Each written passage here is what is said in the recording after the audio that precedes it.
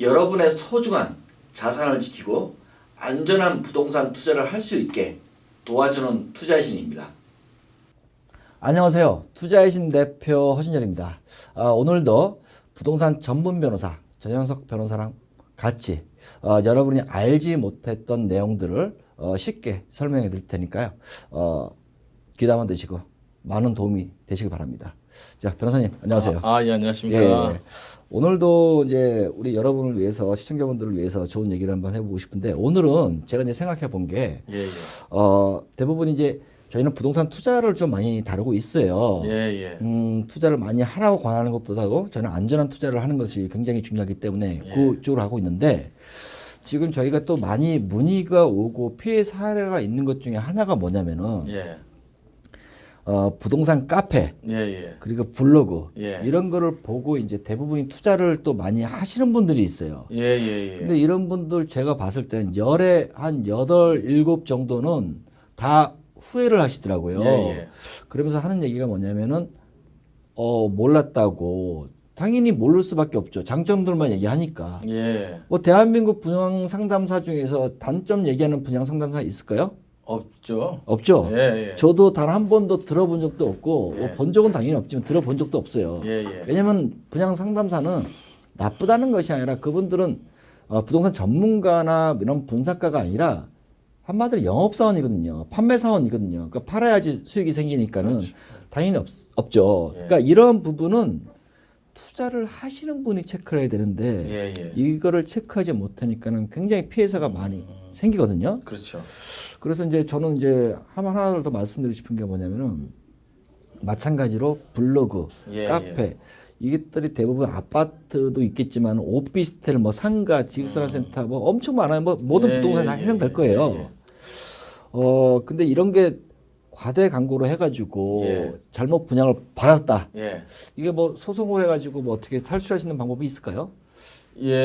우선은 이제 그 홍보 매체가 다양해져서 지금 말씀하신 것처럼 우리가 손쉽게 그 접할 수 있는 게 블로그라든지 카페라든지 뭐 그런 걸 통해 가지고 이렇게 그 목적물에 대한 어떤 그 자료 같은 거라든지 그런 걸 쉽게 이렇게 접하게 되는데 지금 말씀하신 것처럼 근본적으로는 그 자기 책임하에 결정을 하셔야 되기 때문에 굉장히 조심을 하셔야 됩니다. 거기 나와 있는 것만 보고 믿고 하시면 안 되는데 이제 거기에 있는 내용과 현실과 완전히 좀 괴리가 있어서 그 과장 광고 형태로 그 지금 말한 매체들을 이용을 해서 분양하는 사람들이 홍보를 했다.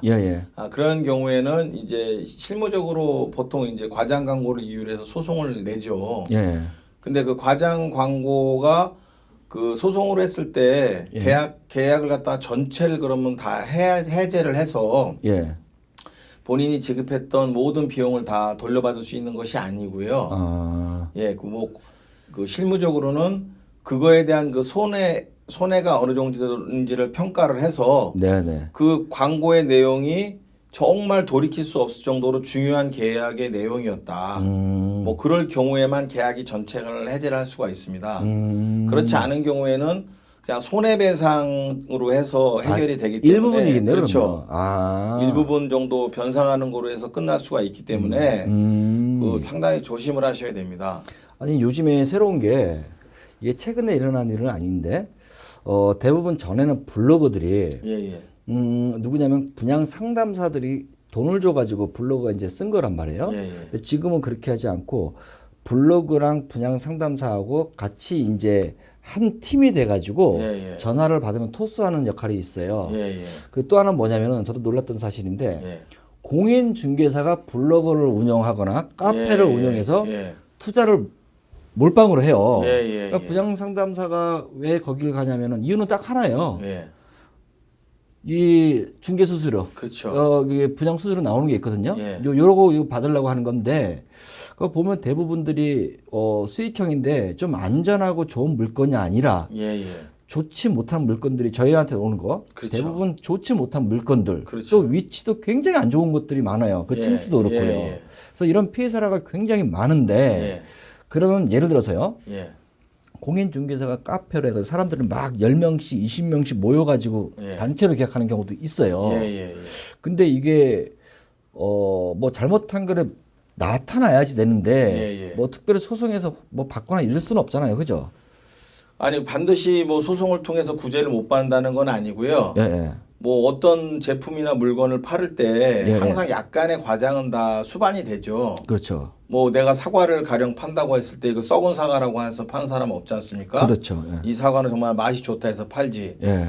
그래서 우리나라 판례는 그게 거래 통용상 허용될 수 있는 범위를 넘지 않는 내용이면 약간의 과장이라고 하더라도 그냥 이렇게 기망행위라고 보지는 않습니다.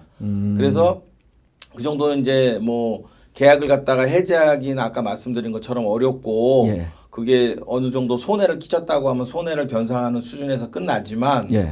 그 정도가 너무 심해서 예. 뭐 가령 뭐 여기 삼성전자가 여기 들어오는데 예. 뭐 삼성전자 직원들이 뭐 확실하게 들어오기로 100명이 계약을 체결했다. 예. 그리고 확정. 예. 그러니까 실무상으로는 그 확정이라는 표현이 굉장히 중요해요. 그 뭐가 뭐 고시원 확정, 뭐 들어오는 거 확정. 그러면은 말씀 주시네요. 예. 그러면 예를 들어서 예. 제가 말씀 듣다 보니까 무슨 생각이 생기냐면은 이제 투자자들이 이제 분양을 받았어요. 예. 공인중개사 통해서. 예. 근데 공인중개사 사실 분양에 대해서 모르고 그 분양 상담사에서 얘기를 이제 거래했던 얘기를 그냥 듣고 전달하는 그 앵무새 역할뿐이 안 해요.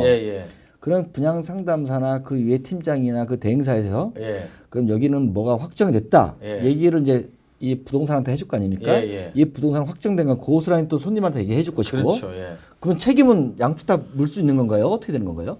일단은 그 가장 기본적으로는 누군가의 그게 아이디어에서 나왔냐가 가장 중요한데 통상적으로는 이제 시행사나 지금 분양 대행사나 거기에서 자기들이 청사진을 그리죠. 그래서 아까 말씀드린 것처럼 여기에 뭐 고시원 확정이라든지 뭐 삼성전자 직원들 100명 들어오는 게 확정됐다.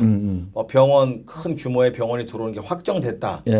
그런 경우에는 실무상으로 형사 고발을 해버리는데 우리가 접한 사람들은 시행사 직원이라든지 분양대행사 직원이 아니라 공인중개사들을 접하는 경우도 현실적으로 많거든요. 많아요. 엄청 많더라고요. 진짜 저도 놀랐어요. 그렇죠. 그럴 때는 일단 관련성들이 있기 때문에 실무적으로는 공인중개사부터 해서 다 고소를 합니다. 근데 그 공인중개사가 뭐 협조를 많이 해서 그리고 내용을 들어보니까 그 중개업소 그 대표는 내용을 잘 모르더라. 위에서 진짜 무슨 팜플렛 같은 걸 주면서 설명을 해줬기 때문에 그럴 줄 알았다. 그런 경우 많더라고요. 그렇죠. 이제 그런 경우에는 내용을 대신에 그러면 당신이 잘못 설명을 나한테 한 거니까 이런 거 우리 구제 반대 좀 도움을 달라. 그렇게 얘기를 해서 그 중개사한테 사실 확인서를 받거나 그런 게 굉장히 중요합니다. 그럴 경우에는 실무적으로 공인중개사는 이제 빼고 나머지 분양 대행사하고 시행사를 상대로 민사 소송과 뭐 형사 고소를 하든지 그렇게 진행을 하게 되죠. 그럼 우리 구독자를 위해서 하나 더 말씀드리고 싶은 게 뭐냐면은 대부분들이 이제 투자가 잘 이루어지면 아무 문제가 없어요. 없는데 대부분 이 투자가 잘못된 투자로 이제 시작으로 이제 잘못되고 있단 말이에요. 그렇죠. 그러면 이 사람들이 이제 또 어떤 경우도 저는 많이 봤냐면은 부동산 여기 소송을 또 하게 되는데 하게 되면은 대부분들 1차에서 이제 잘못해 가지고 2차로 가면서 이제 좀 이 사람들이 인터넷을 보고 이게 부동산 전문으로 하는 부동산인지 그것도 변호사인지 그것도 모르고 그냥 이제 그것도 하나의 호객행위 비슷하게 그 외근 사무장 같은 게 많이 있다 하더라고요. 거기 소송해가지고 또 피해를 당한 사람들이 많이 있는데 이런 것도 안 당하려면은 부동산 소송을 하려고 한다. 어떤 거를 좀 봐야지만이 소송을 잘 할 수 있고 이런 피해자들한테 조금이라도 유리하게 갈 수가 있는지 뭐 팁이라는 게 있나요? 있죠. 일단은 이 부동산 소송에 대한 실무 경험이 많아야 되고요. 그 사실관계 지금 시행사라든지 분양 대행사라든지 시공사라든지 그런 게 그 일반인들이 이해하기는 쉽지 않은 법률적인 내용들이 있습니다. 모르는 사람 많아요. 시행사 역할, 시공사 그 뭔지도 모르는 사람 많아요. 그거는 이제 적절한 기회에 한번 좀 설명드리기로 하고. 그래서 그런 그 법률 구조라든지 그 다음에 공인중개사, 예. 공인중개사를 상대로 좀 어떤 책임을 질 수 있는 여지를 물을 수가 있는 것인지 예. 그런 거에 대한 실무 경험이 좀 많아야 되고 그러겠죠. 그 다음에 이제 더 중요한 거는 이제 그 피해자를 갖다가 충분히 예. 그 내용을 사실관계를 잘 파악을 해가면서 그 정성을 다해서 이렇게 상담하실 수 있는 그런 변호사를 찾으면 되겠죠. 하긴 그 중요한 말씀인 게 뭐냐면은 대부분 저도 이제 간혹가다 이제 손님에 의해서 얘기를 듣는 경우도 많이 있어요. 직간접적으로요. 예. 일단 이제 마찬가지 분양직원은 계약 쓰면 나몰라 하는 것처럼 예. 뭐 물 일부의 변호사겠죠. 예. 이제 그 사무장이 선임해버리면 신경을 그렇게 안 쓴대요. 예. 그러니까 자기도 소송을 처음 해봤는데 이건 누구나 다 한다고 그런 거 좀 몇 번 받았어요. 예.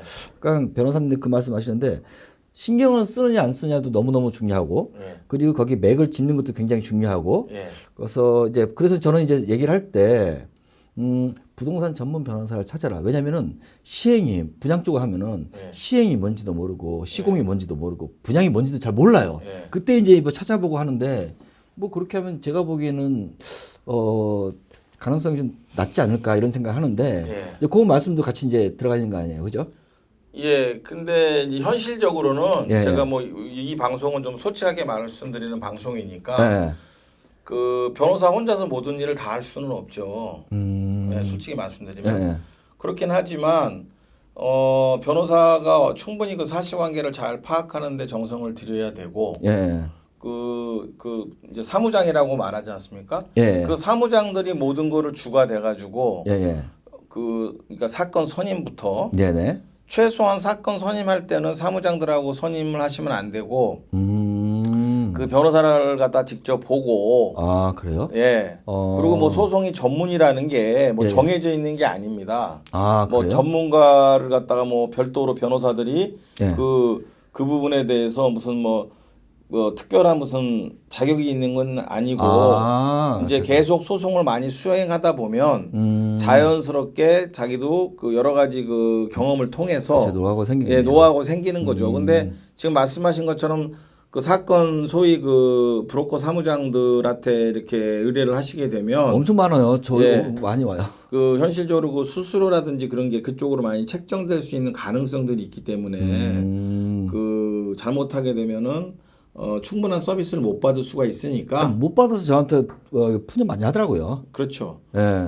제일 좋은 거는 사전에 예. 전문가를 통해서 충분하게 숙지를 잘 하시고 예. 사전에 예방하는 게 가장 좋으시고 그렇죠. 예. 사후에는 이제 도저히 안 될 경우에는 어떻게 할 수 있는 방법이 없으니까 그때는 이제 좀 경험이 많은 변호사를 찾아서 예. 예, 잘 이렇게 대응하시면 될 것 같습니다. 예. 오늘도 좋은 말씀 감사하고요. 예. 다음에도 또 좋은 말씀 부탁 좀 드릴게요. 예. 예.